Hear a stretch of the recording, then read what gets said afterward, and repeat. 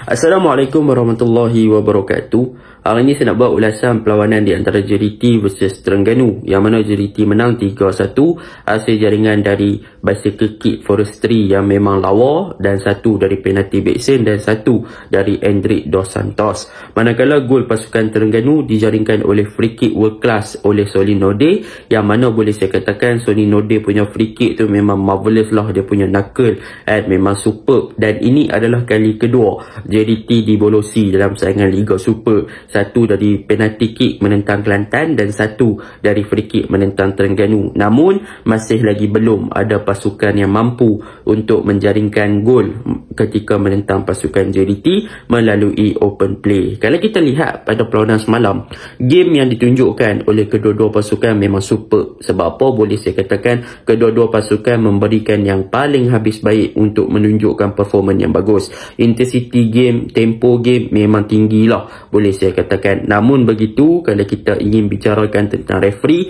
masih lagi ada keputusan-keputusan referee yang boleh dipertikaikan, dan saya mengharapkan untuk MFL dan juga FNM untuk bekerjasama sekali lagi untuk memastikan yang liga kita bukan sahaja melahirkan kelab ataupun pemain-pemain yang berwibawa, tetapi melahirkan juga referee-referee yang lebih bagus untuk mengadili setiap perlawanan. Sebab apa? Sebab minggu ni boleh dikatakan ada beberapa kes tentang referee lah.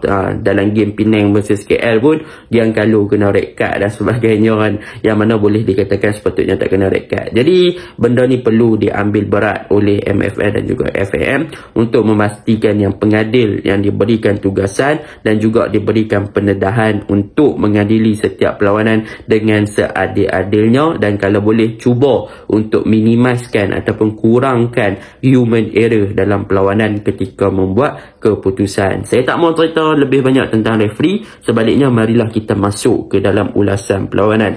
Untuk ulasan perlawanan kali ini, saya akan mulakan dengan JDT. Apakah perkara positif ataupun perkara yang boleh saya puji untuk pasukan JDT pada perlawanan ini? Perkara pertama yang boleh saya puji untuk pasukan JDT pada perlawanan ini adalah mengenai pertukaran yang dilakukan oleh Solari ketika second half, yang mana Solari nampak yang JDT tidak boleh untuk progres ataupun melakukan kawalan di bahagian tengah akibat dari early press dan juga high pressing yang dilakukan oleh pemain-pemain Terengganu di kawasan bahagian midfield. Dan kita boleh nampak lah yang Hong Wan agak tenggelam pada perlawanan ini, menyebabkan Afiq dan juga Yuan Muniz terpaksa bekerja lebih keras untuk mengutip ataupun collect the ball daripada bahagian bawah ketika Jody Ahmad cuba untuk progress the ball dari bahagian midfield, dari bahagian defense department ke midfield department. Jadi akibat daripada Hong Wan yang sering kena marking dan juga ditutup ruang daripada menerima bola, menyebabkan JDT mengalami kesukaran untuk progress the ball di bahagian tengah. Jadi apa yang dilakukan oleh Solari ketika second half adalah dia mengeluarkan Hong Wan dan juga mengeluarkan Afiq Fazail untuk digantikan dengan Nakcho dan juga Syamir Kuti Abah, yang mana bagi saya kemasukan Nakcho Insha adalah satu perkara yang positif kepada bahagian tengah pasukan JDT. Sebab apa? Sebab dengan kemasukan Nacho Insha lah baru kita nampak yang bahagian tengah pasukan JDT ni mampu untuk membentuk satu dimensi dan juga satu gameplay yang bagus ketika dalam fasa build-up, yang mana Nacho Insha ni adalah typical player yang berbeza berbanding Hong Wan, yang mana Hong Wan dia tak boleh bermain di bawah under pressure, dan dalam pada masa yang sama Hong Wan adalah typical player yang boleh dikatakan agak kurang dalam untuk hold the ball. Jadi apabila dia kurang untuk hold ball, maka apabila ditekan ataupun menentang pasukan yang bermain dengan high pressing dan juga pasukan yang bermain dengan zonal marking, maka Hong Wan agak mengalami kesukaran untuk melakukan build up ataupun untuk receive the ball berbanding Nakcho Insha, yang mana kemasukan Nakcho Insha dengan pengalaman yang dia ada dan bertindak as a single pivot, Nakcho Insha boleh bermain di bawah pressure dan berjaya untuk keluar dari pressure dan juga berjaya untuk move bola dan juga progress the ball di bahagian tengah dengan sangat baiklah dengan ketenangan yang dia ada. So itulah perbezaan yang ditunjukkan oleh JDT, dan Solari dapat kenal pasti waktu first half lagi, jadi dia buat pertukaran yang cepat. Jadi pertukaran yang dilakukan oleh Solari ni memberikan satu import yang memang positif dan juga ketara lah kepada bahagian tengah pasukan JDT, dan juga ketika fasa JDT melakukan build up daripada bahagian bawah. Itu perkara yang pertama yang saya suka tentang pasukan JDT. Perkara yang kedua yang boleh saya puji tentang pasukan JDT adalah tentang betapa bagusnya Forestry punya work rate. Untuk game ni boleh katakan Forestry bermain dengan baik, tetapi dia sebenarnya agak sukar membentuk combination play bersama dengan backsen, yang mana untuk game ni backsen boleh dikatakan mungkin agak tertekan dan juga dilakukan marking man to man oleh pertahanan TFC, yang menyebabkan backsen tak boleh nak bergerak bebas dan terpaksa untuk drop lebih deeper ke bahagian middle untuk collect the ball. Tetapi apa yang saya nak puji tentang Forestry ni adalah bagaimana dia menunjukkan work rate yang tinggi dan menunjukkan persefahaman yang bagus dan juga agak tenang dalam fasa build up lah. Dan kita boleh nampak yang Forestry punya finishing untuk season ni memang bukan biasa-biasa, yang mana untuk kali ni Forestry berjaya untuk menjaringkan gol melalui bicycle kick, dan dia juga involve untuk gol yang dijaringkan oleh Endrick Dos Santos. Cumanya Forestry kalau boleh perbaiki, mungkin dia boleh perbaiki bagaimana dia nak link up dan juga dia nak membentuk combination play yang lebih bagus bersama dengan backsen. Sebab apa? Sebab dalam 2-3 game yang lepas, apa yang saya nampak adalah backsen dan juga Forestry sebenarnya sedang mengalami dalam fasa yang mana mereka gagal untuk memahami di antara satu sama lain, dan mereka lebih suka untuk bergerak secara solo ataupun individual play berbanding daripada team play. Kalau mereka boleh dapatkan balik rentak permainan mereka seperti di awal season dan juga seperti season-season yang lepas, maka mungkin mereka akan menjadi duo yang lebih maut lagi lah pada masa akan datang. Sebab apa? Sebab dalam 2-3 game yang lepas boleh nampak lah yang kedua-dua player ni sebenarnya gagal untuk memahami pergerakan antara satu pemain ke satu pemain dan juga apa yang ingin dilakukan oleh partner ketika mereka mendapatkan bola. Jadi ketika on the ball ataupun ketika off ball movement, maka boleh dikatakan kedua-dua player ni masih lagi boleh perbaiki untuk membentuk combination dan juga link up yang bagus ketika dalam fasa menyerang di attacking third. Itu yang kedua lah tentang pasukan JDT. Yang ketiga, apa yang boleh saya puji tentang pasukan JDT sebenarnya tentang defense department, iaitu tentang bagaimana Jody Ahmad menjaga kawalan ataupun man to man marking kepada Adisak Krason, yang mana boleh saya katakan pergerakan pasukan Terengganu sebenarnya agak efektif daripada segi early press dan bagaimana mereka menggunakan Sonny Norde di bahagian winger. Tetapi yang menjadi permasalahannya sekarang adalah apabila striker mereka sering dikunci ataupun di marking dalam situasi 1v1. Memang kena tight marking oleh defense JDT, yang menyebabkan pemain-pemain Terengganu di bahagian attacking tak boleh nak melakukan penetration ataupun masuk ke dalam D-box. Kalau kita nampak Jody Ahmad berjaya untuk kawal ketat Adisak Krason daripada segi fizikal, memang Jody Ahmad lah menang, bukan Adisak Krason dan sebagainya. So benda tu positively bagus lah untuk pasukan JDT apabila mereka boleh menyekat ataupun untuk marking striker utama pasukan lawan untuk tidak bagi pasukan lawan punya striker bergerak bebas dan sebagainya. Jadi benda-benda ni yang menyebabkan pasukan JDT agak positif in this game. Dan kalau kita lihat secara overall, bahagian midfield pasukan JDT pun di second half barulah mereka boleh bermain secara passing yang bagus dan sebagainya, open game dan baik, dengan baik. Dan kalau kita lihat gerakan-gerakan yang dilakukan oleh pasukan JDT dengan penggunaan Muniz, boleh dikatakan bagus juga. Cumanya macam saya cakap tadi, akibat ada beberapa kelemahan, orang tak boleh nak bergerak bebas dan sebagainya. Jadi itu je lah benda yang boleh saya puji untuk JDT. Dan untuk kelemahan untuk pasukan JDT, sebenarnya daripada awal game tadi saya dah sebut lah, yang mana kalau kita lihat daripada awal game, kelemahan pasukan JDT sebenarnya untuk game ni dia ada dekat beberapa department, daripada defense department, midfield department dan juga striker department. Yang pertama adalah mengenai midfield department, yang mana boleh saya katakan untuk pasukan JDT pada perlawanan ni, Hong Wan telah menunjukkan satu performance yang berada di bawah below par, dan dia sebenarnya telah menunjukkan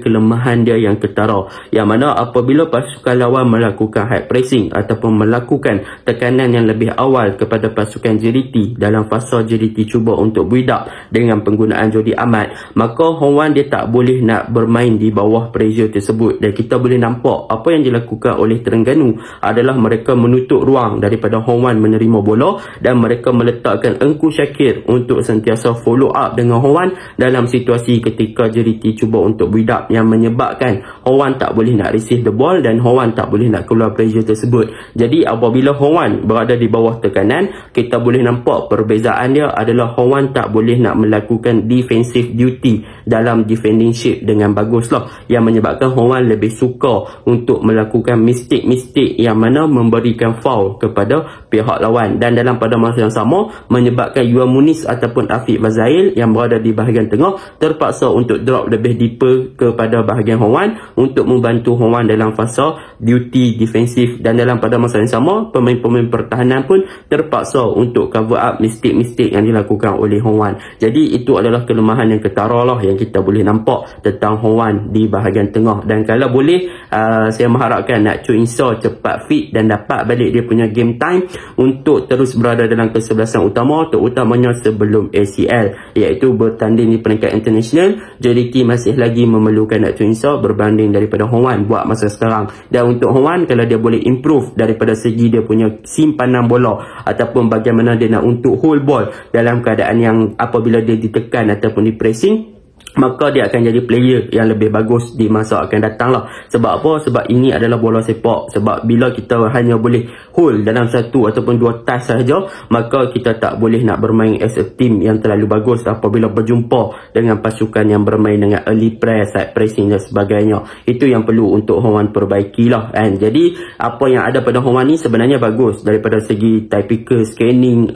release ball laju dan sebagainya. Cumanya bila lawan dengan team macam TFC semalam, dia akan jadi liability kepada pasukan. Itu yang pertama. Yang kedua, apa yang kita boleh katakan tentang pasukan JDT pada perlawanan semalam, tentang defense department mereka juga agak kurang awareness. Boleh dikatakan komunikasi dan juga space yang diberikan oleh pemain-pemain JDT untuk pasukan Terengganu exploit kawasan ruang kosong mereka pun agak banyak lah. Yang mana kalau kita lihat TFC ada peluang daripada Engku Syakir, satu hantaran jauh daripada Azim, yang menyebabkan komunikasi antara Davis dan juga Jody Ahmad boleh dikatakan agak kurang, menyebabkan Engku Syakir berjaya untuk dapatkan peluang tersebut. Namun Engku Syakir kurang klinikal, dia tak boleh nak score the goal. So defense department pun semalam agak kurang lah daripada segi defensive duty. Boleh dikatakan Matt Davis agak struggle apabila berhadapan dengan pasukan seperti Terengganu yang ada winger seperti Sonny Norde dan sebagainya. Jadi benda tu agak defensive department pasukan JDT perlu improve lagi, dan mereka perlu kekal konsisten seperti mana game-game sebelum ni untuk elak buat big mistake ataupun small mistake dalam perlawanan-perlawanan yang akan datang. Itu yang kedua. Yang ketiga, kalau kita lihat di attacking third pasukan JDT, mereka ada Arif Aiman. Untuk game ni Arif Aiman obviously ada beberapa gerakan yang dia berjaya, dan kebanyakannya pergerakan dia agak terbatas disebabkan dia kurang dapat support, dia banyak isolated di bahagian kanan. So kita boleh nampak lah benda tu. Begitu juga dengan Koh Beng Ong di bahagian kiri. Cumanya yang efektifnya untuk game ni saya boleh katakan daripada segi exploitation ataupun dari segi penetration di bahagian kanan atau kiri, yang efektifnya saya boleh katakan Koh Beng Ong lebih efektif daripada segi supplying ball dan juga bagaimana dia menembusi kawalan Azam Azmi berbanding Arif Aiman yang dikawal oleh Alif Zakaria. Jadi boleh dikatakan efektif untuk game JDT menentang Terengganu ni lebih daripada segi keberkesanan adalah tentang penggunaan Koh Beng Ong di bahagian kiri, yang memberi influence yang positif lah untuk pasukan JDT menggerakkan serangan berbanding Arif Aiman di bahagian kanan yang boleh dikatakan agak dikawal rapi dalam situasi pasukan pertahanan pasukan Terengganu, yang mana Sonny Norde pun turun untuk melakukan track back bagi membantu Alif Zakaria di bahagian kiri bagi mengekang pergerakan daripada Arif Aiman. Namun itu tidak menidakkanlah yang Arif Aiman mampu untuk bermain dengan baik juga dalam beberapa minit, dan juga ada beberapa gerakan yang berbahaya. Dan untuk attacking dan juga midfield, kalau kita lihat, kita kembali pada midfield, Yuan Muniz dan juga Afiq Fazail waktu sebelum dikeluarkan sebenarnya kedua-dua player bermain dengan bagus. Mereka ada create chance. Untuk work rate, Afiq Fazail berjaya bermain dengan sangat baik. Dia berjaya untuk keluar under pressure, dia berjaya involve dengan gerakan bersama dengan Arif Aiman di bahagian kanan, di half space dan sebagainya. Dan kita boleh nampak juga yang Afiq Fazail berjaya untuk cipta satu assist kepada Forestry. Dan Yuan Muniz pun dia banyak involve dengan pergerakan dan juga combination play bersama dengan Forestry, even dengan Backson ketika Backson drop lebih deeper. Tetapi sayang apabila mereka tak dapat banyak bantuan daripada Hong Wan, yang boleh dikatakan agak kurang daripada segi attacking duty lah. Jadi kemasukan Nak Choo dan Syamir memberikan perubahan yang lebih ketara. Kedua-dua player ni mampu untuk buat something yang balance antara serang dan juga bertahan, yang membolehkan JDT lebih move forward ke hadapan. Dan kemasukan Endrick Dos Santos pun bagi benda yang positif, benda tu saya suka jugalah. And cumanya Beksen mungkin dia tertekan apabila dengar cerita Falcao dah sampai kat Malaysia, and jadi mungkin itu memberikan tekanan kat dia untuk buktikan something lah kan. Jadi saya mengharapkan Beksen boleh keluar daripada tekanan tersebut dan memberikan 100% lagi kepada JDT dan buat sehabis baik. Sebab apa? Sebab sayang combination dia dengan Forestry sepatutnya boleh jadi meletup, tetapi tidak berapa menjadi semalam. Itu untuk pasukan JDT. Jadi secara overallnya, this is the tough game for JDT lah. And berbanding game lawan PDRM bermain dengan lebih compact, lebih defend. Tapi ini adalah game JDT yang mana JDT jumpa dengan pasukan yang boleh bagi saingan daripada segi tempo dan juga intensity yang sama. Mereka bermain dengan seronok lah untuk game ni. Memang tough lah. JDT struggle Israel lah untuk game ni. Itu untuk JDT lah. Dan apa-apa pun JDT still menang 3-1. Tapi kena ingat lawan dengan 10 orang waktu 2-1, dan lepas tu main dengan 9 orang hanya mampu untuk skor 1 gol saja. So benda tu JDT punya fan faham-faham lah. Sebab apa? Sebab lawan dengan 11 skor 2, lawan dengan 10 tak skor, lawan dengan 9 skor 1. So benda tu kena aware lagi lah untuk JDT punya corak serangan. Mungkin pasukan lawan dah boleh baca. Untuk pasukan Terengganu pada perlawanan ni, saya cerita pasukan Terengganu pula. Untuk pasukan Terengganu sebenarnya benda yang positif untuk pasukan Terengganu, mereka menukar corak permainan, yang mana boleh saya katakan apabila Liridon Krasniqi tak diturunkan pada perlawanan ni adalah satu benda yang positif, yang mana mereka boleh bermain dalam zonal marking yang baik, early press, hard press. Memang super. Memang Terengganu is a different thing. Dan ada beberapa perkara yang saya suka tentang pasukan Terengganu dalam game ni. Perkara pertama adalah bagaimana mereka melakukan pressing. Early press ketika JDT dalam fasa build-up, mereka cepat untuk memberi pressure kepada Jody Ahmad daripada kawasan bahagian attacking mereka, move forward kepada defensive third JDT untuk memastikan fasa build-up JDT terganggu. Jadi apabila fasa build-up JDT terganggu, mereka tak boleh nak progress the ball dengan laju dan juga tak boleh nak progress the ball dalam satu movement yang bagus, menyebabkan free flowing football yang cuba diterapkan oleh JDT yang nak bermain dalam ball position tidak menjadi. Dan dalam pada masa yang sama, kita juga patut bagi pujian kepada midfield pasukan Terengganu, yang mana terutamanya Engku Syakir, yang mana dia berjaya untuk cover up Hong daripada menerima bola dengan sangat baik. And jadi dia berjaya untuk marking, man to man marking yang bagus, man orientation yang superb. Memang saya sukalah dengan penerapan yang diterapkan oleh Tommy Slav. Mereka berjaya untuk early press, mereka buat mid block dan mereka punya defense sangat compact, tak bagi ruang kepada pasukan JDT untuk exploit dan juga progress the ball terutamanya di bahagian tengah lah kan. Jadi benda tu positif, perkara pertama. Yang kedua, kalau kita nampak defense department pasukan JDT yang belah kiri ni bagus. Sebab apa? Sebab Sony Nordin dan Ali Zakaria sentiasa bekerjasama untuk mengekang pergerakan pasukan JDT di bahagian kiri pasukan Terengganu. Manakala di bahagian kanan, Azam Azmi dia kurang mendapat support daripada Nick Sharif untuk drop lebih deeper ataupun melakukan track back, yang menyebabkan Kobe Ong boleh beberapa kali exploit lah. Tetapi di bahagian tengah, Azim dan juga Syarul Nizam boleh saya katakan positive thing. Mereka berjaya untuk mengekang pergerakan Beksen dan juga Forestry untuk masuk ke dalam di box ketika first half. Dan untuk bahagian tengah, Pusik, Habib dan juga Engku Syakir, mereka memainkan peranan penting untuk mengganggu rentak corak permainan pasukan JDT di bahagian tengah. That is superb lah, benda tu dah bagus lah. Dan untuk Sony Nordin, apa yang boleh saya katakan, work rate dan juga pace dia telah memberi satu impact yang positif kepada JDT punya attacking, yang mana disebabkan JDT punya defending untuk Terengganu punya attacking. Disebabkan ada Sony Nordin, maka Terengganu punya attacking agak fluid, agak bagus daripada segi penggunaan Sony Nordin yang ada work rate dan juga body control dan juga body fizik yang bagus untuk beat Matt Davis dan sebagainya. Dan pemain yang patut bagi pujian untuk Terengganu sebenarnya adalah Engku Nur Syakir.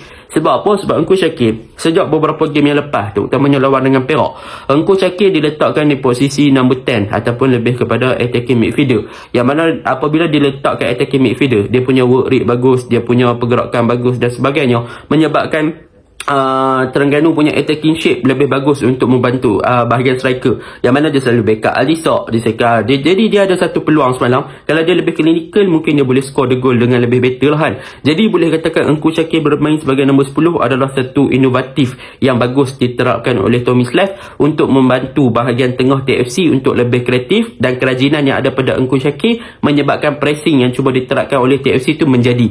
That is a good thing. Dan saya rasa untuk lawan Kedah nanti, kalau benda ni masih lagi berterusan, kemungkinan besar TFC boleh buat untuk menang lawan dengan Kedah lah. Dan Kedah pun dah kehilangan out dengan Litak untuk game yang depan. Jadi benda tu memang positif side untuk pasukan TFC. Dan kekurangan TFC sebenarnya, apa yang kekurangan mereka adalah satu, mereka gagal nak kill the game lebih awal. Mereka dah early press, mereka dah bermain dengan high press dan sebagainya. Mereka dapat chance, peluang yang terhidang daripada Sonny Node punya press akibat daripada mistake Forestry, and Sonny Node tak boleh nak kill, tak boleh nak execute. Engku Syakir ada peluang kalau mereka dah boleh score 2 gol daripada Engku Syakir dan Sonny Node, dan lepas tu Sonny Node punya free kick lagi, completely mereka akan kill the game kan. Tetapi sayang mereka tak buat benda tu lebih awal. JDT lebih clinical dan defend mereka ada buat mistake sikit, mereka dapat kad merah 2. Jadi mereka terpaksa terima lah dengan kekalahan 3-1. Itu je lah oleh saya. Assalamualaikum.